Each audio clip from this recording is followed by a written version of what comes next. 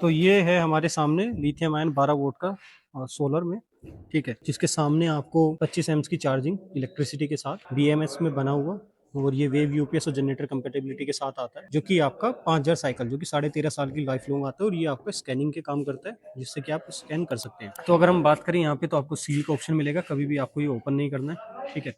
अब इधर की बात करें, हम आते हैं लेफ्ट साइड में। लेफ्ट साइड में आपको इसका मॉडल नंबर, इसका फैन मिलेगा। फैन के बाद आपको यहाँ पर ये वेव यूपीएस होता है, ये यूपीएस होता है। वेव यूपीएस का मतलब होता है कि 0.8 मिली सेकेंड, और यूपीएस का मतलब होता है 0.2 मिली सेकेंड। तो हमेशा यूपीएस पे चलाइए, तो बिल्कुल भी इलेक्ट्रिसिटी का पता नहीं लगेगा आपको गई है या आई है। यहाँ से ये मेन स्विच होता है, जहाँ से स्टेबलाइजर, ये आपका लिथियम आयन ऑन होता है, ठीक है। ये आपकी बैटरी का एम्स होता है। अगर कहीं आप लॉन्ग ट्रेवल पे जा रहे हैं तो बैटरी डाउन करके जाइए, नहीं जा रहे हैं तो इसको ऑफ कर दीजिए। तो चलाने के लिए सबसे पहले क्या करना है, चलाने के लिए इसको ऑन करना है। यहाँ से इसको मेन्स को ऑन करना है।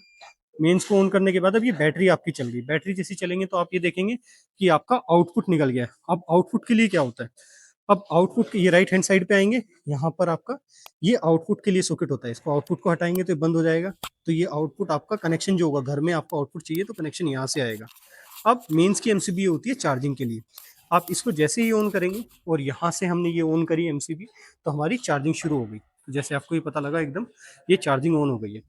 अब सोलर का क्या होता है, अब ये वाला जो कनेक्शंस होते हैं, ये जो आपका तार गया है यहाँ से, ये एसी कनेक्शन का होता है, जैसे हमने अपने बोर्ड में लगाया है। इससे क्या होगा कि यहाँ से इसको चार्जिंग मिलेगी, ठीक है। तो यहाँ से इसको करंट मिला, तो बिजली से चार्ज करना है, तो ये वाला वायर आपको अपने एसी उसमें लगाना है, तो चार्ज हो जाएगा।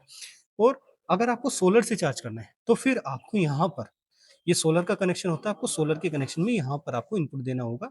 2 वायर आएंगे, तो इससे क्या होगा कि आपका सोलर का भी चार्ज हो जाएगा, और ये ऑटोमेटिकली चार्ज हो जाएगा। आपको इसमें कोई फंक्शन की जरूरत नहीं पड़ेगी।